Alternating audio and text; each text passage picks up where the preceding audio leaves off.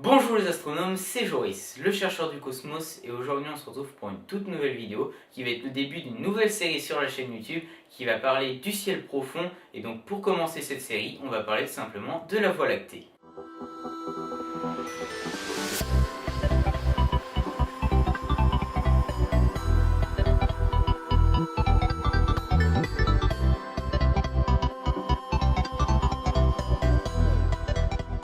Donc pour commencer, la Voie lactée, c'est quoi? La Voie lactée, c'est tout simplement notre galaxie.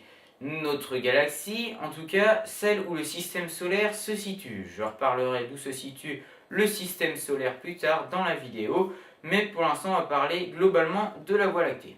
Donc, pour commencer, la Voie lactée est donc une galaxie. Il y a plusieurs types de galaxies dans le ciel profond, pour l'instant il y en a trois. Il y a les galaxies elliptiques, les galaxies spirales et les galaxies spirales barrées. Alors, notre galaxie qui est la Voie lactée, eh bien c'est tout simplement une galaxie spirale barrée. Alors je ferai une vidéo spéciale pour dire les différentes galaxies, nébuleuses, etc. Enfin bref. Une galaxie spirale barrée, c'est une galaxie qui est spirale, donc on peut observer les bras. Donc ça, c'est les critères de la galaxie spirale. Mais une galaxie spirale barrée, elle a un truc en plus, c'est juste que en son centre, eh bien, il y a une traînée d'étoiles, un trait, on va dire, oui, un trait d'étoiles très distinct qui est au centre de la galaxie, et c'est ce qui lui vaut le nom de galaxie spirale barrée. Une galaxie elliptique, c'est souvent quand il y aura une collision de galaxies, c'est souvent quand, après une collision de galaxies, c'est souvent une galaxie elliptique qu'on a. Donc, la Voie lactée est une galaxie qui est spirale barrée. Le diamètre de la Voie lactée est d'environ, et il est estimé à 200 000 années-lumière. C'est quand même énorme. Ensuite, dans la Voie lactée, il y a énormément d'étoiles. Comme dans la plupart des galaxies, il y en a beaucoup. On en estime plutôt, parce qu'on ne les a pas toutes vues, donc on en estime à peu près de 200 à 400 milliards d'étoiles dans la Voie lactée. Pour environ, une estimation suivante, au niveau des planètes, il y aurait environ 100 milliards de planètes dans la Voie lactée. Quand on sait que dans le système solaire il y en a 8, bah c'est pas beaucoup comparé aux 100 milliards. Mais bon, il y en a quand même, on en fait partie. Bon. Donc, on sait que la Voie lactée est une galaxie spirale, on sait qu'elle fait environ 200 000 années-lumière. On sait aussi qu'il y a de 200 à 400 milliards d'étoiles dans cette galaxie, et qu'il y a aussi environ 100 milliards de planètes dans la Voie lactée. Donc maintenant, on va s'intéresser où se situe le système solaire dans la Voie lactée. Alors, dans la Voie lactée, on a dit que c'était une galaxie spirale barrée. Donc si on reprend juste le critère de galaxie spirale, on la distingue. On va y arriver à la distinguer de par ses bras. Donc ces bras, ce sont les grandes traînées de matière qui sont en spirale, qui sont en tourbillon, on va dire, pour mieux que vous compreniez, qui partent du centre et qui vont jusqu'à la fin, vers la fin de la galaxie. Ce sont les bras. Donc, il y en a environ 5, il y a 5 bras environ dans la galaxie, et il y a au moins 2 embranchements. Alors, dans la galaxie, donc dans les 5 bras, il y a par exemple le bras de Persée, le bras de la règle et du cygne, il y a aussi le bras d'Écu-Croix, le bras de Sagittaire-Carène, et là je vais vous donner le nom d'un embranchement. Donc on appelle ça aussi un bras quand même, mais c'est le bras d'Orion, c'est dans celui-ci que se situe le système solaire. Donc nous, on est dans un embranchement qui est le bras d'Orion. Donc il ne part pas du début du centre de la Voie lactée jusqu'à la fin, il est à peu près au milieu, mais il ne commence pas et il ne finit pas à la fin. Donc, on sait où se situe maintenant le système solaire. mais on ne sait pas qu'est-ce qu'il y a au centre de la Voie lactée. Eh bien si, on sait quand même, car il y a eu des observations qui ont été faites sur plus de 15 ans, il me semble, des trajectoires d'étoiles, etc. Et au centre de la galaxie, eh bien, quand elle s'approche du centre de la galaxie, elle s'accélère. Alors, il y a été détecté un objet qui est fascinant et qui, je trouve, est vachement cool, même si bon, les conditions là-bas sont pas top. C'est quand même vachement intéressant comme objet, car je ferai peut-être une vidéo là-dessus aussi, vous pouvez me le dire dans les commentaires, mais j'en ferai peut-être une vidéo dessus. C'est tout simplement un trou noir. Alors, il y a un trou noir supermassif au centre de la Voie lactée. Alors vous inquiétez pas, hein, il y en a dans la plupart des galaxies, mais je dis bien la plupart, car il y en a, on ne sait pas s'il y en a encore ou quoi, on ne peut pas l'affirmer directement, de dire qu'il y a des trous noirs dans toutes les galaxies. Il y a, dans la plupart des galaxies, il y a des trous noirs supermassifs. D'ailleurs, il y a des trous noirs tout simples. Il y a beaucoup de trous noirs dans les galaxies, hein, il y en a quand même, mais les trous noirs supermassifs, tels que celui qui est au centre de la Voie lactée, ils ne sont réellement qu'au centre. Car elles ont une masse qui est beaucoup plus élevée. Pour vous donner un ordre d'idée hein, de masse, il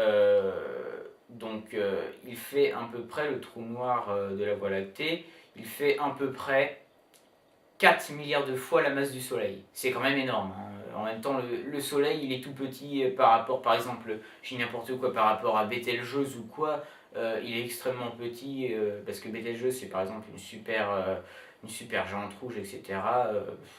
Il est tout simplement tout petit, donc par rapport au trou noir au centre de la Voie lactée, c'est normal qu'il n'ait pas la même masse. Donc, je vous ai parlé donc, de la masse à peu près estimée du trou noir qui est au centre de la Voie lactée, etc. Mais son nom, parce qu'il a un nom quand même, ce trou noir, il s'appelle Sagittarius A star. Donc c'est le nom qui a été donné à ce trou noir qui est au centre de la Voie lactée. Je ne sais pas pourquoi il est appelé comme ça, mais par exemple, le trou noir qui est par exemple le plus proche de nous, c'est pas Sagittarius A star, c'est Sinus X1. Là, c'est pareil, on va pas aller chercher à savoir pourquoi il s'appelle comme ça, etc. C'est des noms qui sont donnés, on ne sait même pas comment. Enfin bref. Donc, on a parlé de la Voie lactée, comme pour la série qui est sur les planètes du système solaire, que vous pouvez aller regarder aussi, donc c'est Système planétaire et Ciel profond, deux séries. Eh bien, on a parlé donc que la Voie lactée, c'est une galaxie spirale barrée, qui avait un nombre d'étoiles, un nombre de planètes, son diamètre, etc. Au centre, il y avait un trou noir, etc., où se situait le système solaire, des bras qu'elle avait, le nom des bras, etc., et on se situait à peu près. Maintenant, on va parler comment on peut l'observer. Bah oui, parce qu'on peut observer la Voie lactée. Alors, je dis bien, on peut l'observer quand même toute l'année, mais attention. Quand je dis toute l'année, c'est pas pareil toute l'année. Alors, je vais m'expliquer. La Voie lactée, on l'observe parfaitement bien en été. Ça tombe bien, on est en été, on va pouvoir parfaitement bien observer la Voie lactée. Même quand il y a la Lune, on observe un léger nuage, on arrive un petit peu à le distinguer, mais il faut vraiment pas qu'il y ait la Lune. Quand il n'y aura pas la Lune, vous pourrez l'observer super bien. Donc, la Voie lactée, on l'observe en été comme en hiver, etc. Mais l'été, on l'observe particulièrement bien, parce que il fait plus beau, plus clair, etc. Bon, il y a toujours des turbulences, mais on l'observe mieux en été. En hiver, on la distingue pratiquement pas. Même si c'est à se demander même si elle était existante, si elle était réellement dans le ciel, parce que tellement on n'arrive vraiment pas à la voir, quoi. Il faut vraiment avoir une très très bonne vue pour pouvoir l'observer. Donc, si vous devez observer la Voie lactée, vous vous dites en été ce sera parfait. On la voit parfaitement bien, c'est nickel. Donc, maintenant je vais schématiser un peu la Voie lactée. Quand vous observez la Voie lactée, on va dire, vous observez un grand trait qui est sombre, on aurait pu dire que c'est une nébuleuse obscure, mais non, qui est au centre, un trait noir qui est au centre de différents nuages colorés, eh bien on appelle ça le grand rift. Le grand rift c'est tout simplement comme un bras de matière, comme un des bras de matière de la Voie lactée que l'on peut observer, car on observe la Voie lactée de profil. Si vous voulez vous rendre compte, il y a aussi une galaxie dans le ciel profond où on peut observer le grand rift, on va dire. C'est M104, la galaxie du sombrero, qui est actuellement visible aussi. Vous pouvez aller l'observer, j'ai pas encore pris le temps moi de l'observer, mais on la voit de profil, donc on voit aussi son grand rift, et ça promet à mon avis d'être assez passionnant. J'espère qu'on va vraiment bien la voir. En tout cas, si vous l'avez vu, vous pouvez déjà me dire des petits si vous l'avez bien vu ou quoi, etc. Donc on peut observer le grand rift, mais on n'observe pas que ça quand il y a la Voie lactée. Car oui, la Voie lactée, on a dit il y a le grand rift qui est au centre, mais à côté il y a plein de nuages, etc. Par exemple au centre, il y a...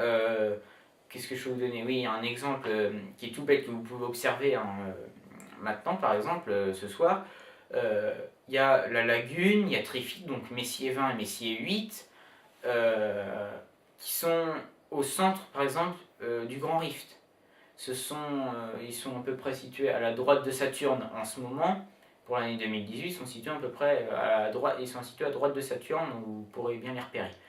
Ils sont visibles à l'œil nu, donc vous pouvez à peu près situer aussi le Grand Rift. La Voie lactée passe au niveau de la constellation du Sagittaire, donc vous pouvez déjà un peu mieux la cibler. C'est déjà ça. Et donc, je disais qu'on pouvait observer, pas que on pouvait observer d'autres choses que le Grand Rift. On pouvait observer par exemple la lagune, Trifide, etc. Mais on peut observer aussi, par exemple, une nébuleuse qui va être, que je pense que je vais essayer d'observer, qui je pense va être passionnante. C'est la nébuleuse de la Pipe, qui est une nébuleuse obscure, qui est dans la partie... parce que je ne sais pas si elle va vraiment être dans cette partie-là, mais sur certaines photos, vous allez bien la reconnaître. C'est une nébuleuse obscure donc qui est plus sombre, qui est située devant en fait les nuages colorés, etc. Et vous allez vraiment bien la reconnaître. Ça fait une forme de pipe. C'est très très simple à observer. Et enfin de ce qu'on en voit dans les photos. Après, je ne sais pas quand les conditions seront là, mais elle va être très très intéressante à voir. Donc vous pouvez observer la nébuleuse de la Pipe, il y en a plein d'autres que vous pouvez observer, mais en tout cas sachez qu'en été, la Voie lactée elle est visible, donc il faut en profiter un maximum. En plus de ça, il y a la nuit des Perséides, donc la nuit des étoiles filantes, donc la pluie des Perséides, dans la constellation de Persée. En été, il y a énormément de choses qui se passent, donc il faut vraiment sortir un maximum pendant l'été, c'est comme ça qu'on apprend et il y a énormément de choses à voir. Par exemple, hier, j'ai vu pour la première fois Mars. J'ai attendu jusqu'à environ 1h du matin pour que je puisse enfin la voir. Voilà quoi, c'est une planète, ça fait environ la quatrième, oui ça doit faire la quatrième planète que j'observe avec mon télescope. Donc Vénus, Jupiter, Saturne et Mars. Il en reste d'autres encore à observer, mais même à chaque fois, si vous observez toujours la même chose, par exemple que ce soit Saturne, etc., bah, sortez tout le temps parce que à chaque fois elle sera toujours différente. Vous pouvez toujours, de toute façon aussi, si vous avez un télescope ou quoi, booster à chaque fois sa puissance, etc. pour mieux observer, etc. Si vous avez photo astronomie à faire, bah, faites-en le plus possible. C'est ce qui est mieux c'est comme ça qu'on apprend. Essayez de faire des tests, etc. Même si vous n'avez pas de paire de jumelles, si vous n'avez pas de télescope, vous n'avez rien, vous êtes à l'œil nu, sortez quand même, parce que même avec la pluie des étoiles filantes, vous n'avez pas besoin de télescope ou quoi, vous regardez à l'œil nu, vous voyez les étoiles filantes, des poussières de comètes qui rentrent dans l'atmosphère, c'est génial de se dire que c'est de la poussière de comète. Enfin voilà, il n'y a pas besoin de télescope, de jumelles pour faire de l'astronomie. Donc sortez le plus souvent, c'est très très important. Donc logiquement, on a fait le tour de la Voie lactée. Donc ce qu'il faut retenir, c'est que c'est une galaxie spirale barrée, qu'elle a un diamètre d'environ 200 000 années-lumière, qu'elle a environ de 200 à 400 milliards d'étoiles qui sont présentes dans cette galaxie, qu'il y a aussi environ 100 milliards de planètes qui sont présentes aussi dans la Voie lactée, et que nous on est situé dans le bras d'Orion, qui est un embranchement, que son trou noir qui est au centre de cette galaxie, eh bien, s'appelle Sagittarius A Star, etc. Ça c'est très important, si vous connaissez c'est très très bien. Donc voilà ce qui va clôturer donc, cette vidéo. On connaît maintenant, on a parlé donc, de la Voie lactée, donc la prochaine vidéo je ne sais pas sur quoi elle sera, si c'est sur Andromède, si c'est sur une nébuleuse, etc. Je sais pas, vous pouvez me le dire dans les commentaires. Même si vous avez des sujets de vidéos, dites-le moi dans les commentaires. Si vous voulez, par exemple, améliorer les vidéos, etc., me proposer des sujets qui pourraient être sympas à faire, bah, pourquoi pas. On peut toujours essayer. Si vous voulez de l'observation, bah, j'ai pas encore les outils pour vous faire de la bonne observation. Donc voilà, vous pouvez me donner donc, des idées dans les commentaires, etc. Il n'y a aucun problème pour ça. Vous pouvez mettre un pouce bleu à la vidéo si vous avez aimé. Si vous avez des questions aussi dans les commentaires, vous pouvez me les poser. Si vous avez par exemple un sujet de vidéo pour l'autre épisode du ciel profond, bah, vous pouvez me le dire, comme ça j'en prendrai compte et je pourrai voir si c'est exploitable ou pas. Ça vous pouvez entièrement me le dire. Donc il y a 2 séries pour l'instant sur la chaîne, il y a les planètes du système solaire. On a commencé avec Mercure, après ce sera Vénus. Et là, vous pouvez choisir si vous voulez le prochain sujet du ciel profond. Donc voilà, vous pouvez vous abonner aussi à la chaîne pour ne pas louper les prochaines vidéos. Moi je vous dis que c'était le chercheur du cosmos. Sortez car c'est très très important. Et surtout moi je vous dis aux prochaines recherches.